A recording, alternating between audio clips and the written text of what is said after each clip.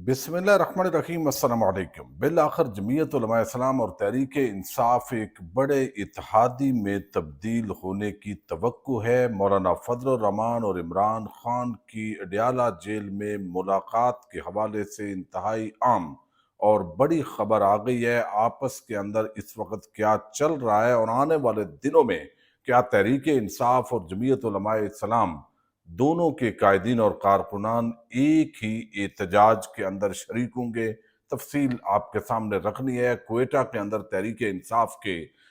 جلسے کو ناکام کرنے کے لیے پولیس نے جس طرح ہتھ کنڈے استعمال کیے اور اب پولیس اور تحریک انصاف کارکنان میں بڑا تصادم ہوا ہے۔ اس وقت تازہ ترین کیا صورتحال ہے اور ثوابی کے لیے قافلے چل پڑے ہیں، اس کی بھی کچھ تفصیلات آپ کے سامنے رکھنی ہے۔ لیکن آج جوڈیشل کمیشن آف پاکستان اور سپریم جوڈیشل کونسل کے انتہائی عام اجلاس منعقد ہوئے ہیں اور 6 ججز جنہوں نے اسلام آباد ہائی کورٹ کے 6 ججز نے جو خط لکھا تھا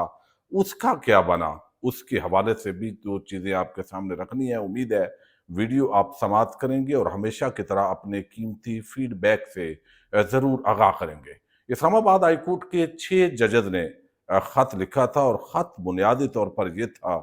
کہ آپ نے جو ہے وہ یہ دیکھنا ہے، سپریم جوڈیشل کونسل اس کو دیکھے کہ انٹیلیجنس ایجنسیز وہ عدالتی معاملات میں مداخلت کر رہے ہیں، ججز پر اثر انداز ہو رہے ہیں۔ ایک جج کے والد کو اٹھایا گیا ہے، ایک کے بیڈ روم سے کیمرے نکلے ہیں اور یہ ساری چیزیں جو ہے وہ لازمی طور پر انصاف کے راستے میں رکاوٹ پیدا کرنے کے لیے یہ سارا کچھ کیا جا رہا ہے۔ اب اس وقت کے چیف جسٹس قاضی فائز عیسیٰ نے انتہائی بزدلی، بے شرمی اور بے غیرتی کا مظاہرہ کیا، یعنی کم از کم وہ ان ایجنسیز کے نمائندوں کو یا بلا کے یا کوئی چیز وہ کہتے کہ ہم نے نہیں کیا، یا کوئی نہ کوئی ایسا معاملہ ہوتا جس سے پتہ چلتا کہ آپ نے کم از کم کچھ نہ کچھ ایکشن کیا ہے۔ لیکن چونکہ قاضی صاحب شاید ان کا ایجنڈا یہی تھا یا ان کی کچھ ایسی کمزوریاں کسی کے ہاتھ میں آ گئی تھی کہ وہ کسی بھی صورت کے اندر جو ہے انہوں نے الیکشن چوری کرنے سے لے کر ہر غیر آئینی کام کے اندر نہ صرف مداخلت کی بلکہ پاکستان میں اس وقت جو جمہوریت کا جنازہ نکل چکا ہے، جو آئین عملی طور پر معطل ہو چکا ہے اور سیاسی حکومت ہوتے ہوئے بھی ایک غیر اعلانیہ ایک مارشل لا کی جو فضا ہے وہ نظر آ رہی ہے، چونکہ جو سول گورنمنٹ ہے اس کی ریٹ تقریباً ختم ہو چکی ہے۔ اب یہ سارے معاملات جو ہے یہ جمہوریت کا خاتمہ، یہ آئین کی معطلی اور جو ایک نام، یعنی مطلب ہے عملی طور پہ آئینی حقوق جب نہیں مل رہا ہے تو آئین تو معطل ہے، نہ سیاسی حقوق مل رہے ہیں، نہ آئین جو ہے وہ جمہوری حقوق مل رہے ہیں، نہ معاشی حقوق مل رہے ہیں۔ پولیٹیکل ورکرز کے کاروبار سیل کیے جا رہے ہیں، ان کے ماؤں بہنوں بیٹیوں کو ہراساں کیا جا رہا ہے۔ یہ جو کچھ ہو رہا ہے یہ قاضی جو ہے اس پوری جمہوریت اور آئین کو سبوتاج اور دفن کر کے جو ہے وہ اپنے طور پر گیا ہے۔ اب جو نئے چیف جسٹس صاحب ہیں وہ آئے ہیں، انہوں نے پہلا سرنڈر تو کر دیا ہے، 26ویں آئینی ترمیم کا ایکشن لینے کے بجائے انہوں نے جلد جو ہے وہ بینیفیشری ہے چونکہ 26ویں آئینی ترمیم کے، ابھی انہوں نے تاخیر کے ساتھ چیف جسٹس بننا تھا تو وہ جلدی بن گئے، تو لہٰذا یہ انہوں نے کام کیے ہیں وہ حکومت کی اپنے طور پر سہولت کاری کہہ لیں یا جو آئین موجودہ ہے اس کے سامنے ان کا سرنڈر کہہ لیں، یہ جو بھی عنوان دے بہرحال وہ کیا ہے۔ اب ایک تو سندھ ہائی کورٹ کے اندر جو آئینی بینچ کی تشکیل ہے اس معاملے کو دیکھنا تھا۔ آج جو جوڈیشل کمیشن کا اجلاس ہوا ہے اور کس جج کو نامزد کیا جائے اس معاملے پر آج اتفاق نہیں ہو سکا، لہذا اگلے اجلاس کے اندر بھی اس چیز کا جائزہ لیا جائے گا جو آج سپریم جوڈیشل کونسل کا اجلاس ہوا ہے۔ آج اس جوڈیشل کمیشن کے اجلاس کے اندر سپریم جوڈیشل کونسل اور جوڈیشل کمیشن یہ دو الگ چیزیں ہیں، میں صرف وہ کئی دفعہ الفاظ آگے پیچھے ہو جاتے ہیں۔ جوڈیشل کمیشن کے اندر حکومت، اپوزیشن اور یہ سارے 26ویں آئینی ترمیم کے تحت ججز کی اپوائنٹمنٹ اور سارے معاملات کو دیکھا گیا، وہ نہیں ہوا۔ لیکن جو سپریم جوڈیشل کونسل ہے اس کے 5 ممبران ہیں، اس کے اندر 3 سینئر ترین ججز، 2 ہائی کورٹس کے ججز جس میں ایک جسٹس عامر فاروق بھی شامل ہے۔ اب حیرت انگیز طور پر آج جو اجلاس ہوا ہے، وہ کہتے ہیں وہ میر کیا سادہ ہوئے جس کے سبب یعنی اسی عطار کے لونڈے سے دعا لیتے ہیں، کوئی اس طرح کا شعر آپ کو زیادہ اچھی طرح یاد ہے۔ یعنی 6 ججز نے خط لکھا ہی عامر فاروق کو تھا، یعنی کئی خطوط لکھے کہ بھائی بچاؤ، یہ مداخلت ہو رہی ہے۔ وہ بھیگی بلی بنا رہا، اور آج وہ سپریم جوڈیشل کونسل کا بھی ممبر ہے اور وہ ادھر بھی بیٹھا ہوا ہے۔ اس نے خاک انصاف دینا ہے بھائی، وہ تو خود یعنی اس کے خلاف تو اس معاملے کے اندر مس کنڈکٹ کے تحت کاروائی ہونی چاہیے تھی، اس کو اسلام آباد ہائی کورٹ سے نکالا جانا چاہیے تھا اگر آئین اور قانون یہاں پہ ہوتا۔ لیکن وہ آج سپریم جوڈیشل کونسل کے اجلاس کے اندر بیٹھے ہوئے ہیں وہ صاحب، اور پھر ان 6 ججز جو ہے ان کے خط کے معاملے میں آج چاہیے تھا کہ جن کے بارے میں ان 6 ججز کا دعویٰ ہے ان کو بلایا جاتا، ان کے ذمہ داران کو نوٹس ہوتے۔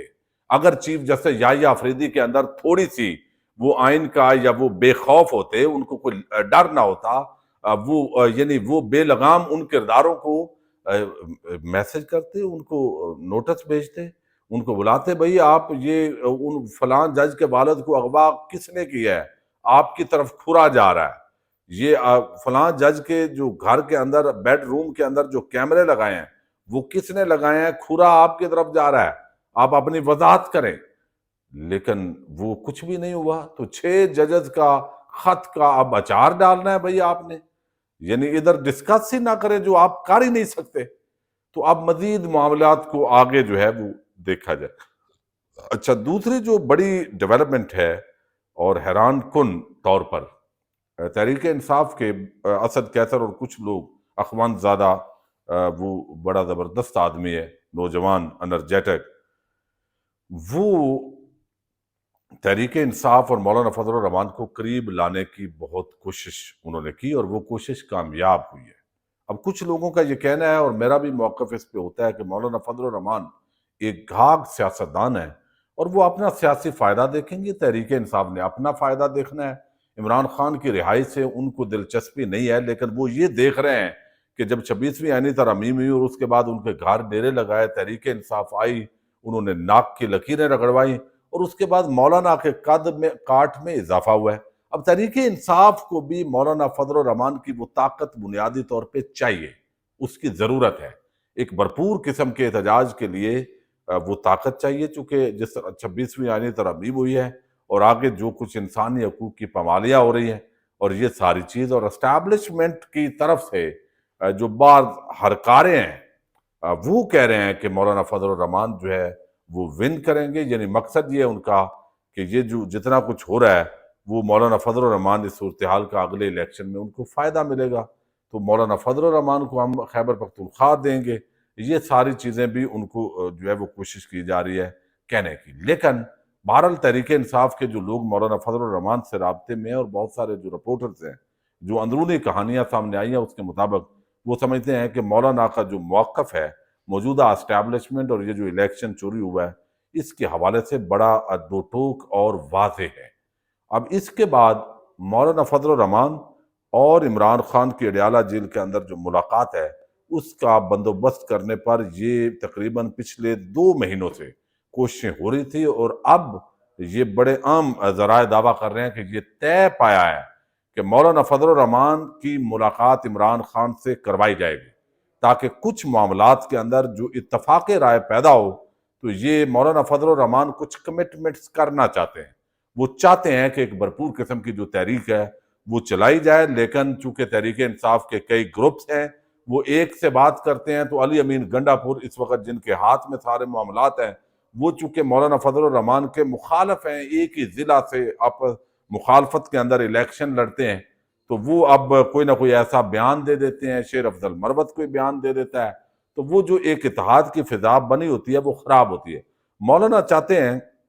اور کچھ اسد کیسر اور تحریک انصاف کے لوگوں کو بھی یہ اس پہ مانے ہیں کہ بھئی ڈائریکٹ ہمیں ایشورنس ملنی چاہیے۔ اگر عمران خان یعنی آپ ایک کوئی بات کرتا ہے دوسرا کوئی کرتا ہے، اگر عمران خان کی زبان سے یہ باتیں ہوں تو ہمارا اتحاد بھی ہو سکتا ہے اور ہم اس حکومت کو گھر بھی بھیج سکتے ہیں۔ تو اب عمران خان سے مولانا فضل الرحمان کی ملاقات اصولی طور پر اتفاق ہو گیا ہے، لیکن اس سے پہلے مولانا فضل الرحمان کے ایک نمائندے سینیٹر کامران مرتضی ان توقع ہے کہ وہ ان کی ملاقات کا پہلے بندوبست کیا جائے گا۔ اب حکومت یہ ملاقات کی اجازت دیتی ہے یا رکھنے ڈالتی ہے، چونکہ اسلام آباد ہائی کورٹ نے کہا ہے کہ عمران خان جس کا بھی کہیں گے اس سے ملاقات آپ نے کروانی ہے۔ تو یہ بڑی عام چیز ہے، چونکہ سینیٹر کامران مرتضی کا ایک یہ بھی پوائنٹ ہو سکتا ہے کہ شاید باقی جو لوگ ہیں ان کی اجازت نہ ملے، تو سینیٹر کامران مرتضی کہہ سکتے ہیں کہ بھئی میں نے ان کا وکیل بننا ہے یا میں ایک وکیل ہوں، تو اس تناظر کے اندر جو ہے ان کو اجازت مل جائے گی اور مولانا کا وہ عام پیغام پہنچائیں گے، اور اس کے بعد یہ ایک سٹیج پر بھی اکٹھے ہو سکتے ہیں۔ دوسری طرف آج ثوابی کی جو تیاریاں ہیں وہ تو جاری ہیں، لیکن کوئٹہ کے اندر تحریک انصاف کا جو جلسہ ہے وہ ایک تصادم میں تبدیل ہو گیا ہے، چونکہ عدالت کے حکم کے باوجود انتظامیہ نے اجازت نہیں دی۔ جب اجازت نہیں دی تو پھر لاٹھی چارج اور آنسو گیس کے شیل بھی چلے ہیں۔ تصادم کئی جگہ پہ کارکنان پولیس آمنے سامنے آئی ہے، بہت سارے قافلے کوئٹہ پہنچے ہیں، ہزاروں کی تعداد کے اندر اس وقت کوئٹہ کی سردی کے اندر جو لوگ ہیں وہ جمع ہو چکے ہیں، لیکن پولیس اجازت نہیں دے رہی۔ اب یہ آئین، جمہوریت، انسانی حقوق سب کچھ معطل کر دیے گئے ہیں، بغیر کاروبار تباہ کیے جا رہے ہیں، تحریک انصاف کے خلاف یہ انتقامی کارروائیاں جاری ہیں، لیکن اگر بلوچستان بیدار ہو گیا تو آپ سمجھ لیں کہ پاکستان بیدار ہو چکا ہے۔ ثوابی کے اندر کل بہت عام یہ پروگرام ہے، میں نے آپ کو بتایا ہے کہ ممکنہ طور پر اگلے 1.5-2 مہینے کا ایک پورا